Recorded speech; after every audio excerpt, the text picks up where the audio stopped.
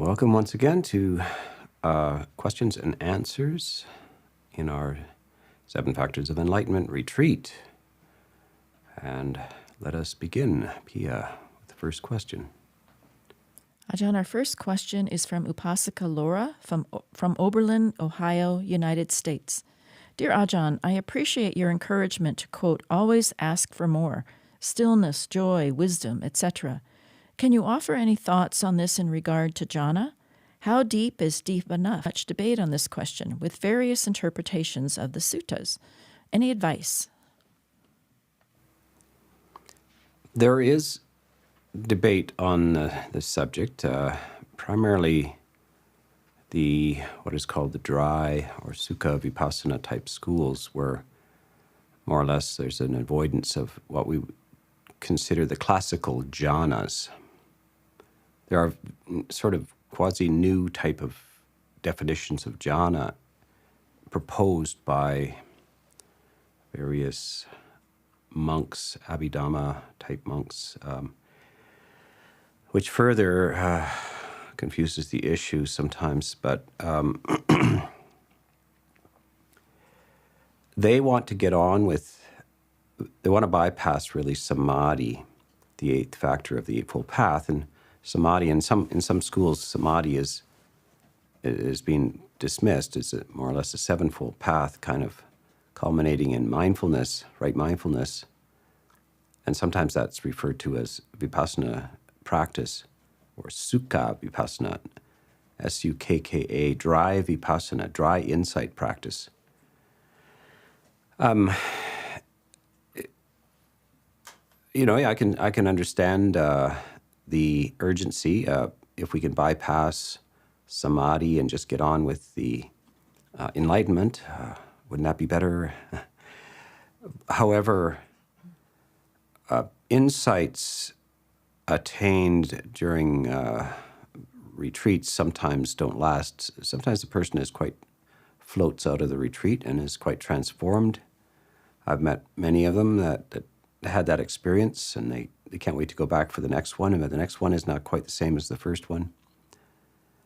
Quite often, the effects of meditation or a meditation retreat are actually, the effects are really that you're in a low sensory environment for an extended period of time, which is a very unusual experience for most people, most like lay people. And it's a radical and profound experience. Some people can't manage it. They run away, and others go out of their minds. and others, maybe a much larger portion, have a substantially profound experience. But it may not be because of the particular meditation they're doing. It may be because who else? It's like being locked in an elevator for 10 days, and you also come out of that experience quite changed. So the debate is how important is samadhi, the 8th factor of the Eightfold Path. And another word for this is the jhanas. There are 4 jhanas. They are all classically always present in the enumeration of the Eightfold Path. They're just a classical presentation of it. They occur many, many times. The Buddha went to great lengths to articulate the Eightfold Path. And it is, in some ways, why would he have included the 8th factor of the Eightfold Path? It was just a waste of time or something like that. No, it's not a waste of time. It is the training of the mind to give it some substance and strength and capacity to sustain itself on a single topic.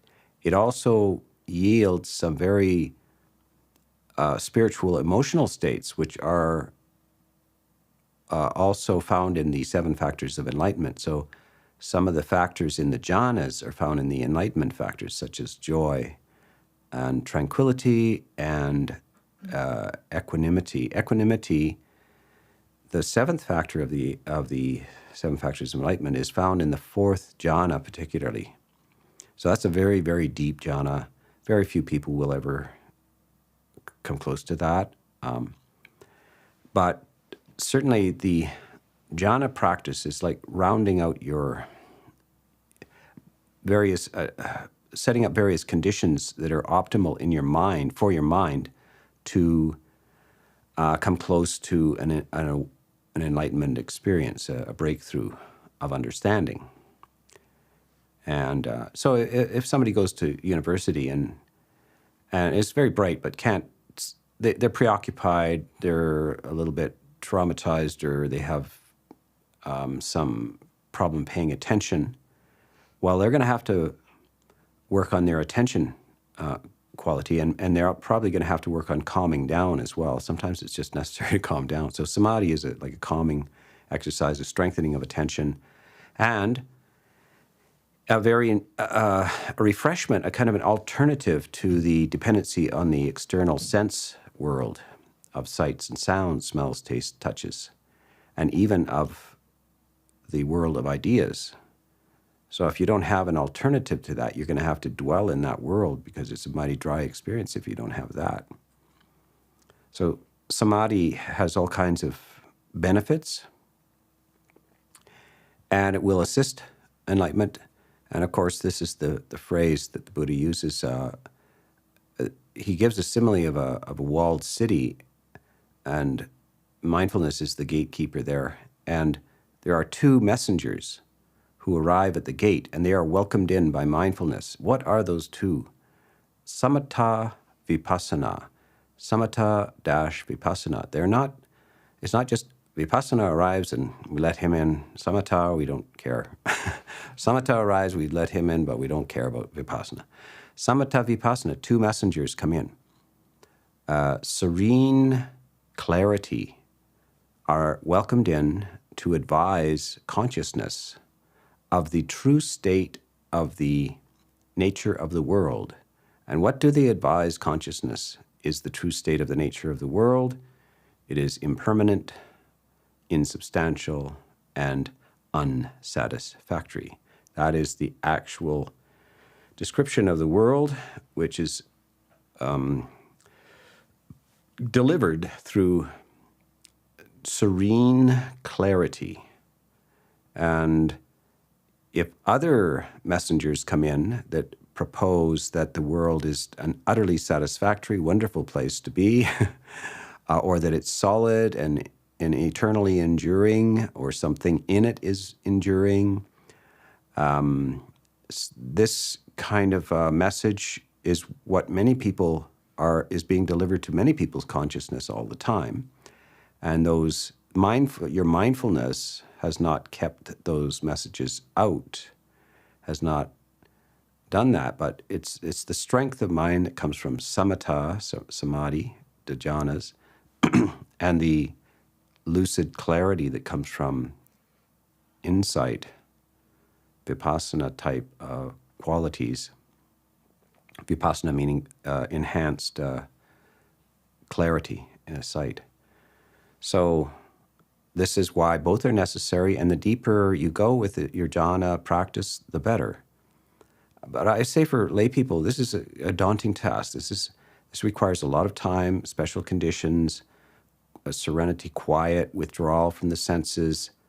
It's difficult, and in the meantime, you should be listening to lots of Dhamma talks and nurturing your insight practice, your awareness of the nature of the world.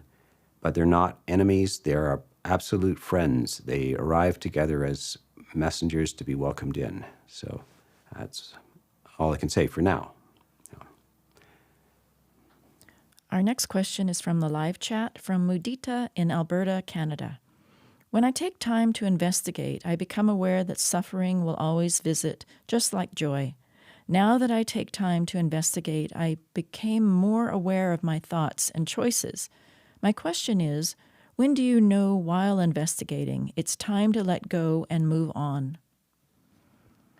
Well, that phrase could be understood in a number of ways, and I hope that I'm understanding it. I think as we investigate, we hear more Dhamma, what we're letting go of and moving on is old ways of thinking and reacting to the world, which are not skillful. And of course, the sooner we move on from it, the better. If you're saying, when should we move on from investigation and examination, when should we stop doing that and just get on with life or whatever, then there is no good time to move on from that. There is always a good time to move on from our reactivity, our sadness, our distress. It is always a good time to move on from that. And we should, if we can, we should. Quite often, although we want to, the conditions have not been put in where we can. So they're what are called the fetters, the ropes that hold us, the chains that hold us, are still too strong to be broken. We can't quite break them. But and people despair of the idea. They tried a couple of times to break the chains and it's too strong. But the Buddha is into a lifetime of weakening the chains so that one day they can be broken. So all kinds of therapies and practices are for moving us towards breaking out into freedom, freedom from old habits, trauma habits, despair habits, old addiction and habit structures that keep us trapped, and that's what it's about. And one day, these things break. You fall away. You step out of a habit structure, of an addiction structure, of an emotional tendency structure, and that's liberation. That's people find that one of the most remarkable experiences of life, maybe the most remarkable experience of life. You're free from old oppressive mental and emotional patterns. And the sooner, the better. But patiently, we must work at it again and again and again. And we need support, we need encouragement, and other people who are working on it and encouraging it, and that's how it's done. Okay, Pia. Next question is from Upasika Kema from San Diego, California, United States. Dear Venerable, do our attainments, like the development of the 7 factors of awakening, follow us through lives? Since all is conditioned aggregates that break up and join again through our craving, I feel this life I started off in so much negativity, and somehow I'm strongly on this path now. It seems a miracle. I must have done some harmful stuff. Yeah, well, that is the Buddhist kind of overview of things, that we're dragging, that causes, negative and positive causes were put in previous lives, and they're having fruitions in this life. We are bringing stuff in from previous lives. I mean, in modern times in the West, we have the evolutionary theory, and you're bringing in genetic tendencies.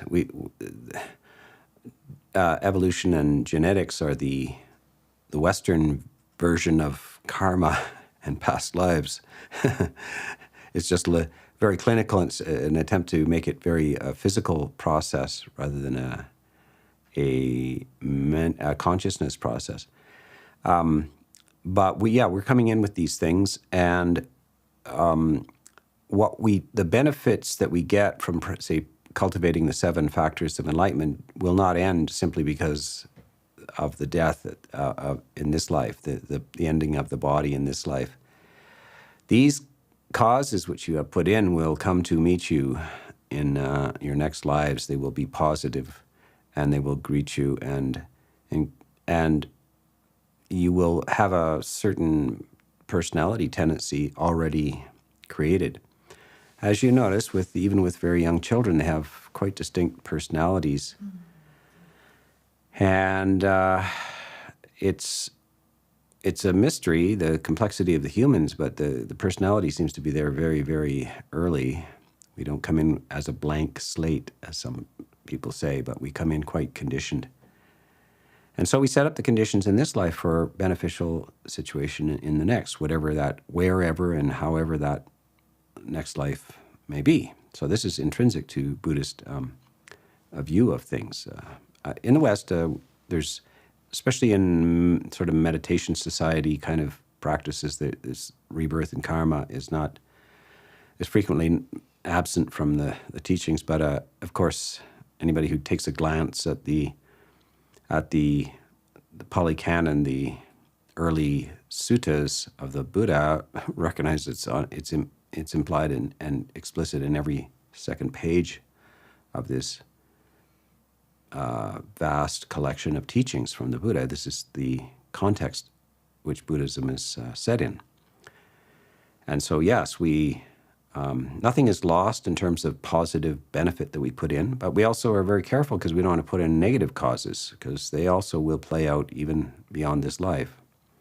I'm sure that some people have a view that at the end of this life it's over, and none of their negative things done in secret will be a problem, but they may be disappointed about that. They may have negative results come from things. But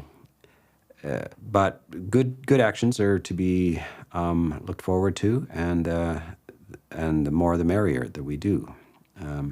So not the work that you do now is not lost. Shall we go on? Mm-hmm. Next question is from the live chat from Adichita in Alberta, Canada. Greetings, Longpo Sona. Thank you for your wonderful talks. With regard to overcoming greed, hatred, and delusion, could you please teach me how to overcome the attachment to sensual pleasures? Yeah, there's a nice sutta by the Buddha on this. Many suttas. And first of all, we have to orient ourselves about how bad is sensual, desire, etc. So he says, anger or the negative aversive emotions are a great stain on the personality, on a great stain on a person's character. But they are not so hard to get rid of. The sensual desire is a lesser stain on a personality, but very difficult to get rid of. And ignorance, which is misunderstandings about reality, etc., is a great stain on the personality and very difficult to get rid of. So that's fairly. It's good that anger, the negative side of things, hostility and anger, is very problematic. If you know people who are very angry, violent, dangerous, explosive, it's very uncomfortable to be around, and it's just a matter of time before they find themselves in big trouble. Nobody likes it. It's disturbing and so forth. But apparently, it's not that hard to get over, because it's intrinsically unpleasant to the person and everybody around them. So there's a strong motivation. It's painful. Anger is a kind of a painful emotion. It's not a pleasant emotion. It's a negative emotion. And so one tends to be open to say, it'd be good if I could get over this. And with sensory desire, it's occasionally it's accompanied by unpleasant sensation, but it's often accompanied by pleasant sensation. And it's not socially condemned either. So you don't lose a lot of friends because you like chocolate cake too much. Or there's all kinds of sensory experiences where they form whole clubs around, the wine tasting club and the Michelin star restaurant club and all kinds of fancy massage club and all this kind of stuff. People they hold it in high regard, and they don't consider it a problem at all. And it's pleasant. However, if in order to move on to another plane of well-being and happiness, you have to leave that sensory dependency behind, because there are better things in life. One of the ways of leaving it behind is to start reading spiritual critiques of the triviality of the sensory realm, because we have to spend a huge amount of time and money chasing the next sensory hit. You have to get a little bit better type of bread at the market, or the newest taste, or the newest sight, the newest sound. On and on it goes. And when you read material that critiques that, it says, you're on a treadmill chasing little momentary things that don't last, and spending time and money. Is that all life is supposed to be? Just a trivial chase of the next taste or smell or touch? Well, that already weakens. It starts to make you think, I used to really like this, but I've kind of grown out of it. It's starting to fall away. So that happens by itself quite often. You start to get less wonder at these things. You grow up. And so we can proceed to do that more and more. Especially if we practice meditation and we get a little taste of the peace of stillness in meditation, it quite often diminishes the experiences of the sensory world. It makes things, sometimes weirdly, it makes them trivial and hardly interesting anymore. Sometimes we think we still like something, and we go there and get it, and it turns out, the thrill is gone. The thrill is gone. So this is development, and we progress by meditating, especially samatha meditation, especially finding a deeper and more sustained, healthier refreshment in meditation than we get from a momentary hit of a beautiful sight or sound or a smell or a taste or a touch. These fade, and so they start to naturally just drop away. And you probably experienced it in your life. Everybody has. The stuff that you really used to get excited about just doesn't do it for you anymore. And that's progress.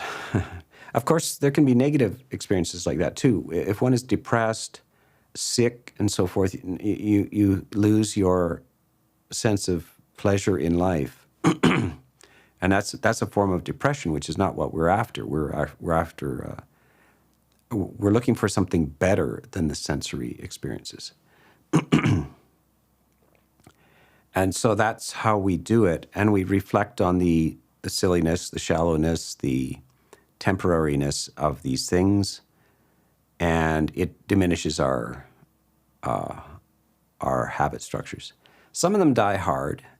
Some of them are easier than others. Some people find it easier to let go of sights than sounds, and some are focused on food.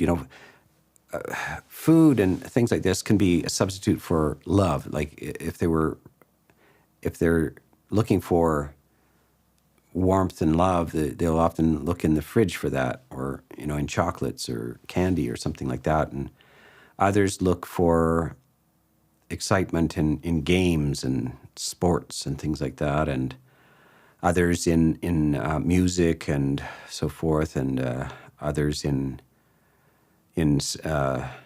romantic relationships and so forth. We look in different places at different times, and some people are entirely internal and intellectual. So books are the things. They don't want to go out and bobsled or go to a cheese fondue. They want to read Charles Dickens, or they want to read philosophy. Maybe even philosophy is a type of sensory addiction. Reading philosophy. So this is how you do it. You just you have to build up a positive place which you can dwell in. You can't just abstain from all sensory experience, and eventually your life seems too dry. You need to find some well-being in your meditation, in the simple things of life, nature and going for walks, reflecting on Dhamma and so forth. If that starts to fill in and become substantial, then you can let go of the sensory world. But notice this is quite a daunting task, and very few humans do this. Mostly because it's never occurred to them, because the world doesn't talk this way. There is no talk like this. this is spiritual talk of a special type of spiritual talk as well. And the world just encourages you to go, see if you can make the rounds to the next Michelin star restaurant and buy more chocolates and celebrate some silly extreme sports or something like this. This is what the world is on about. All your happiness is going to be in the next bottle of Coca-Cola. It's just terrible triviality. What a waste of life, when higher things could be discovered. But if there is no current, if they have no information about higher things, then they're never going to, it never occurs to them to seek higher. So yeah, sometimes it's dry and there's willpower involved, but it's a very immersive and lifetime practice, and it's kind of the biggest and best of all adventures as well. Next question is from Denny and Lisa in Ashland, Oregon, United States. Ajahn Sona, we're curious to hear more about how Dhammavichaya works. Could you give examples of the investigative process and what questions might be used? During meditation or at other times, is there a pattern or natural progression to the investigative process? Well, you really have to internalize the Four Noble Truths. That's the first thing. Is it true? What is this? The first truth is suffering. There is suffering. It's more or less the Buddha's statement on ultimate reality. All kinds of philosophers are saying, what's real? Are atoms real? Is external reality real, or is it just a dream? What's real? The Buddha just starts out with, there's suffering. That's the most important reality to get a hold of. And then he talks about suffering of aging, of illness, of loss, of death. So you're going to inquire into this, say, because some people say, well, I'm all right, I'm going to die, whatever, I don't care. They don't quite get it. And then they experience grief. They lose a relationship or something changes. They lose a job, and then their bravado, their idea that they're aloof from this is suddenly swept out from underneath them. They're swept away into the grief and sorrow, the lamentation, weeping, on and on. And so this is what Dhamma is. Investigate that reality. And then investigate the second truth. What is the cause? What is the root of this? Why are humans subject to plunging into sorrow, suffering, tears, and grief, and so forth? Why? It's to do with their relationship to reality. What is impermanent is taken to be permanent. So you get you got a lovely relationship, and you forget that it could be taken away at any time, and one is shocked. This is, you see, with little children, they drop their ice cream on the floor and just devastated, somehow they didn't realize that could happen. And the adult, of course, has gone through all this stuff and knows about that. See, now, dear, they realize that that's going to happen. This is not the last time that's going to happen. They're going to knock over their glass. They're going to drop stuff. Their best candy is going to go on the floor. They're going to try to eat it again, but you're going to take it away. And so this is a naive version of reality. And adults are like devastated when reality happens, when something vanishes that they like, and they just can't get over it. But you got to say, well, didn't you know things like that happen? Didn't you know that people steal your car sometimes? Don't you know that people break into your house and ransack it and steal your money? Don't you know that people kill each other, wars happen, terrible illnesses happen, terrible things happen, bad weather. Apparently, in the last couple of weeks, all Canadians and Americans forgot that there's such a thing as snow.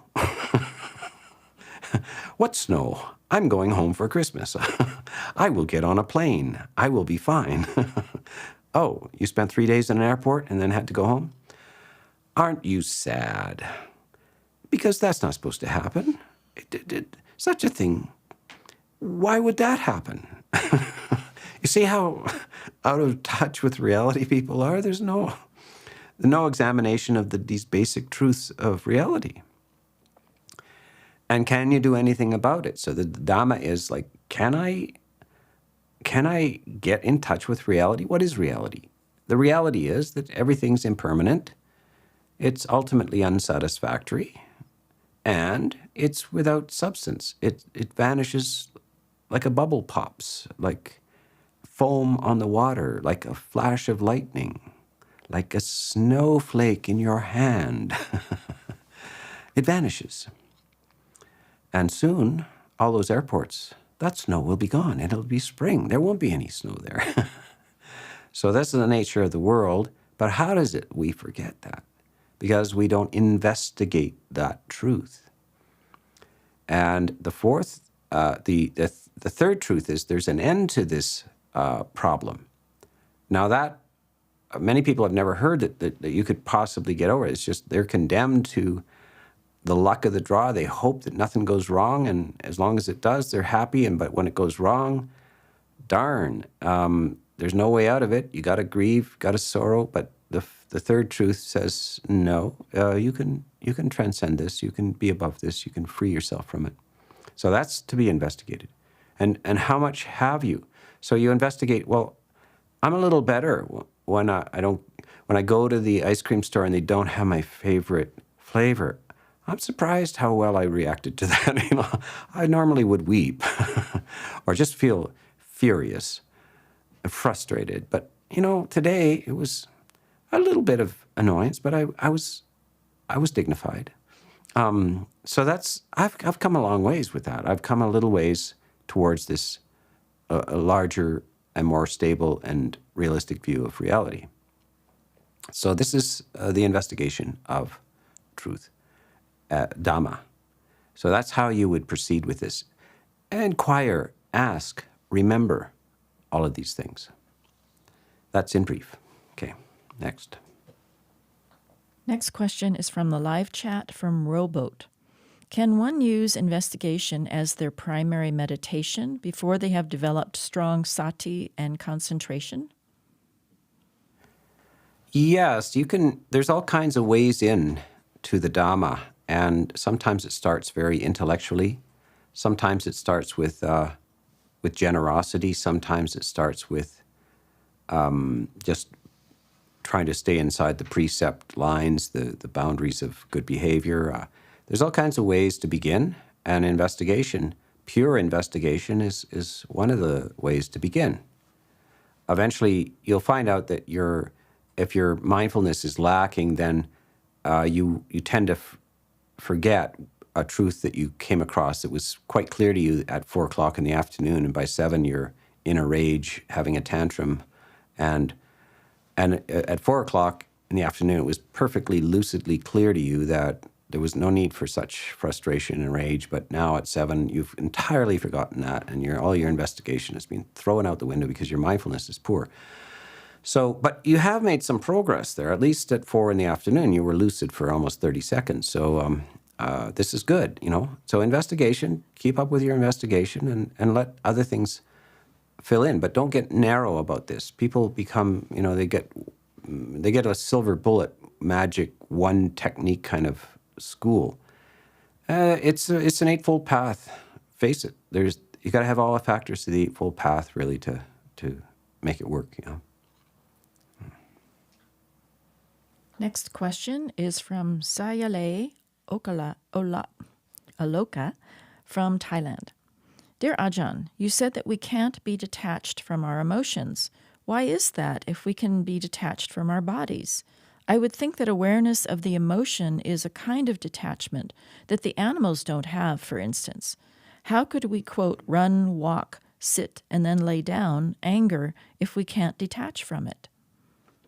Right. So this is a great confusion on this point. It's one of the most...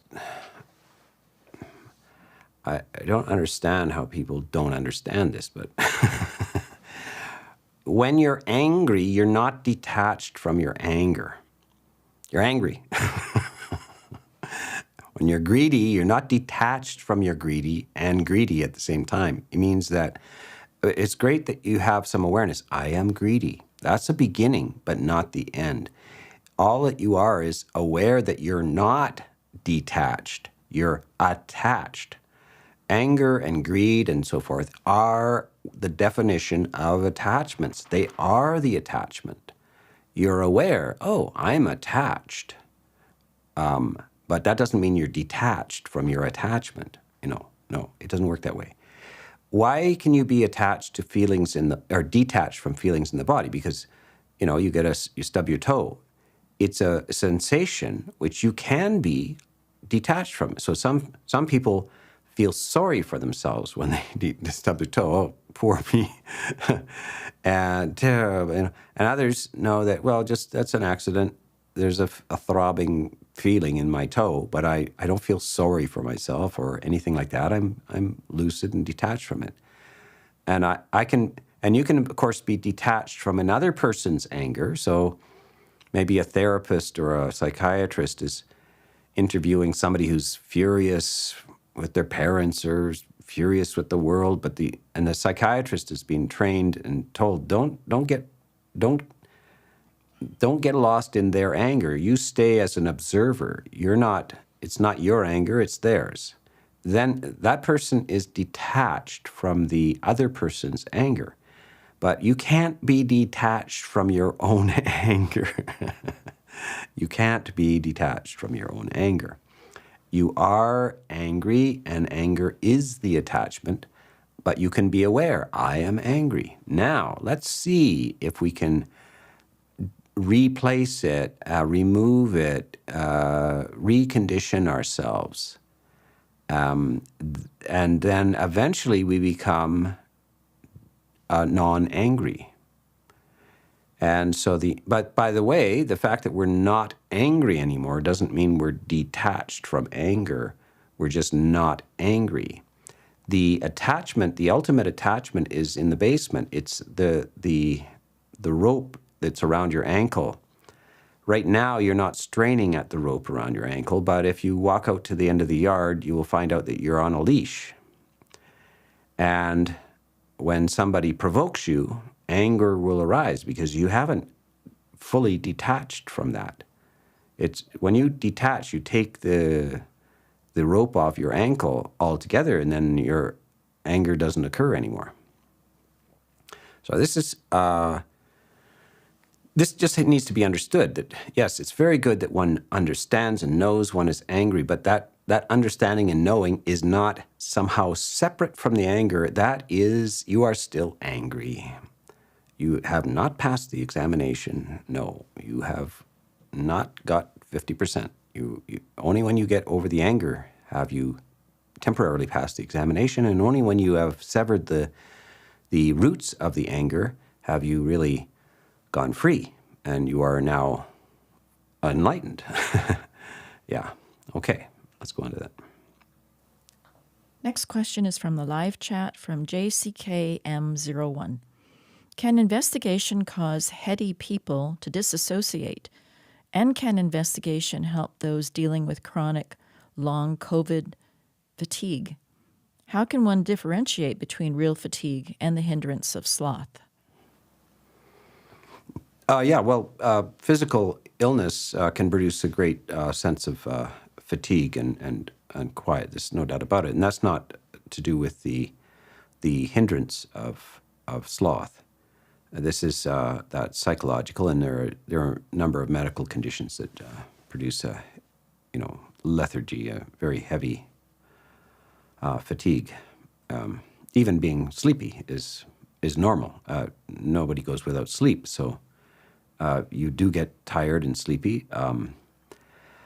So it's an emotional quality of it's closer probably to depression, the idea of depression.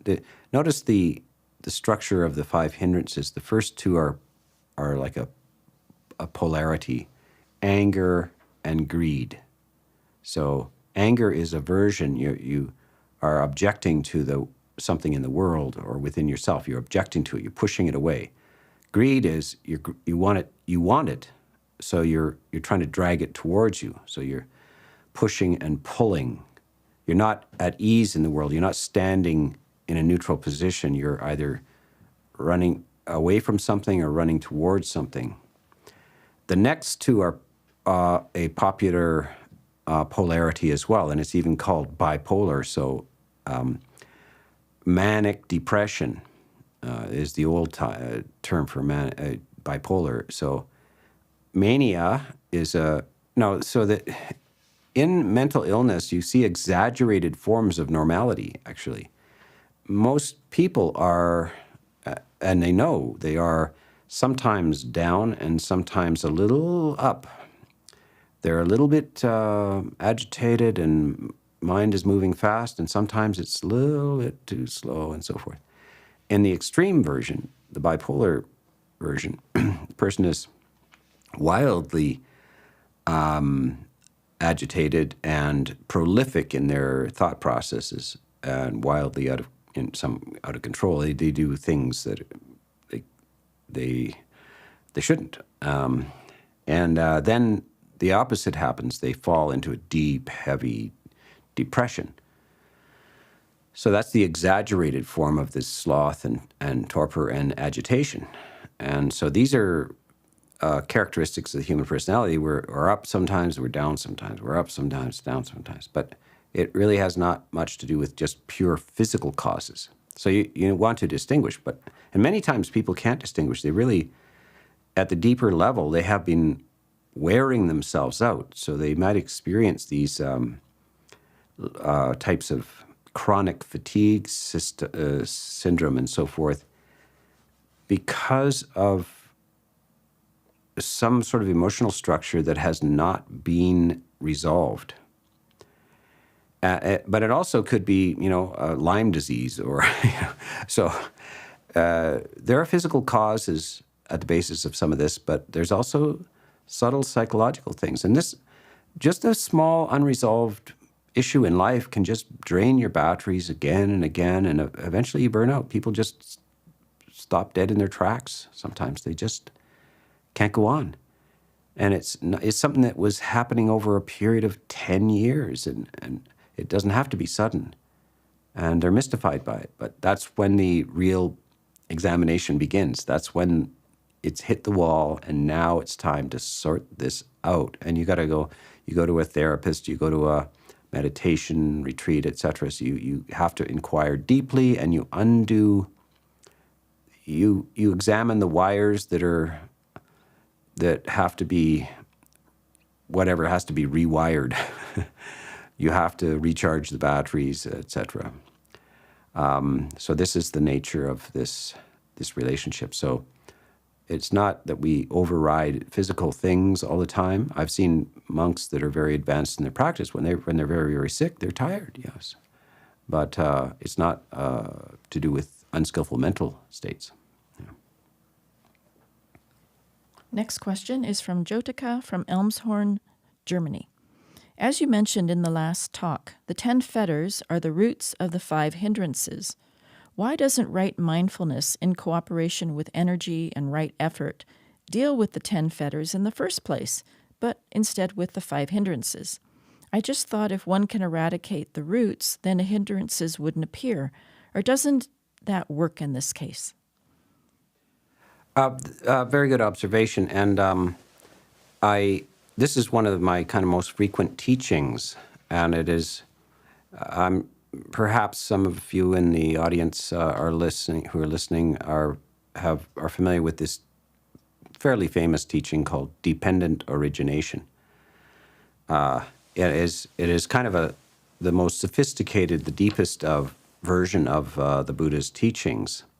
And if you're not familiar with, don't worry about it now. But one of the links that quite often the links are shown as a kind of a clock face of 12 steps that one thing leads to another. It's like causality in the emotional and moral and dimension, And you have to, by knowing that the way the human mind and emotional structure works is causal, this empowers you. So there are whole religions established on the idea that you have no, your inner life is out of your control. There's nothing you can do. You have to cast yourself on the mercy of some external agency that saves you somehow, or you need LSD to have an experience, or you need health food to make clear your mind up. Got to live on cabbage for a while, and this and that. That's going to fix you. Nothing you can do about your mental issues.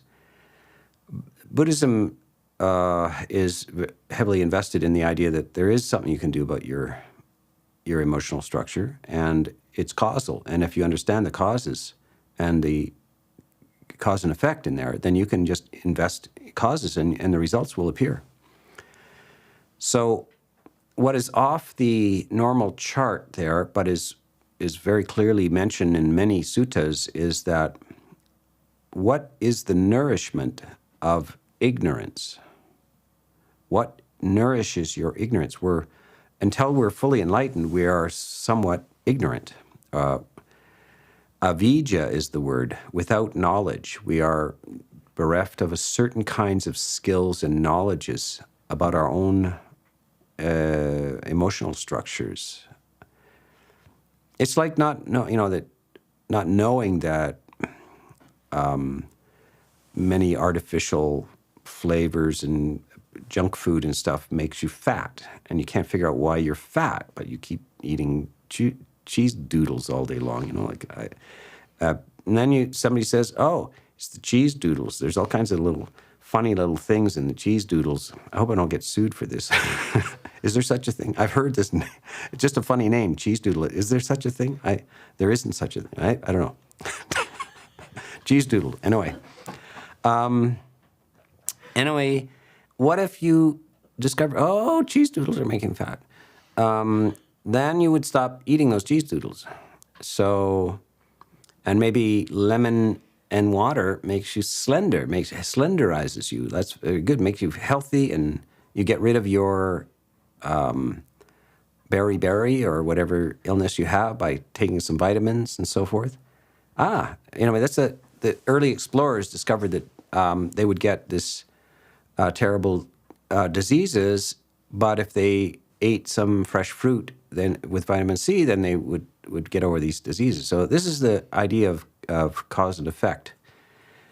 And it's the 5 hindrances that are the food of ignorance. So they are the cheese doodle of avidya. Cheese doodle of avidya. Did we find the cheese doodle? They exist, and they're made by a company called Wise Cheese Doodle. Okay. Isn't that ironic? There are such things as cheese doodles, and they're made by a company called Wise. Wisdom Products. So, anyway, and quite often the 5 hindrances are thought to be wise. Aren't you a good person? You're very angry. You love cheese doodles, and we have a cheese doodle club, and we celebrate our greed. Whatever. As food, our ignorance starts to shrink, and we can then develop positive things, which in fact shrink our avidya even further, our ignorance even further, which are the opposite of the hindrances. So what is the opposite of anger? Kindness is the opposite. What is the opposite of greed? Generosity. What is the opposite of sloth? Energy. What about agitation? Serenity. And what about the opposite of doubt? Answers. Inquiry, which leads to answers. And so we bring in the opposite of the 5 hindrances, and our ignorance shrinks rapidly. We lose weight. We lose 10s, 15s, 20, 100 pounds, depending on how obese with ignorance we are. If we weigh 600 pounds, we got to lose 400 pounds.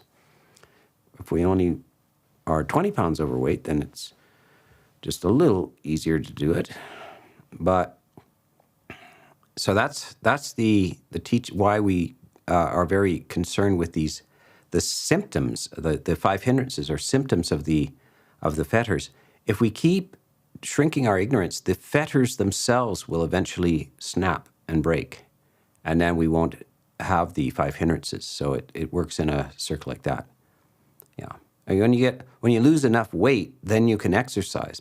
Before, when you're 600 pounds, you can't exercise. So it's really hard to lose weight. Once you get to be 300 pounds, then you can actually go for a walk or ride a bicycle or something like that. So it all accelerates. Positive circles accelerate. And negative circles also accelerate, you know. So that's why the 5 hindrances are important as elements of dependent origination. So I think we'll keep that, we'll end that for today. And in a very short time, I think at 7 o'clock Pacific time, will be an evening talk. We're moving on to energy and joy, the factors of energy and joy. Yes. See you then.